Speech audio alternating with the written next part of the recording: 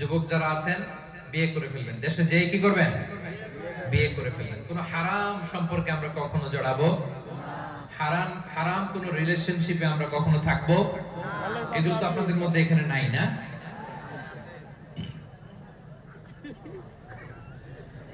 কি আছে না? নাই? ভরপুর।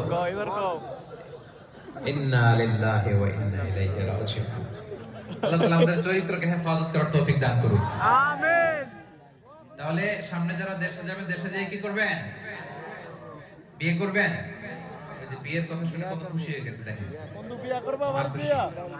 মাশাআল্লাহ।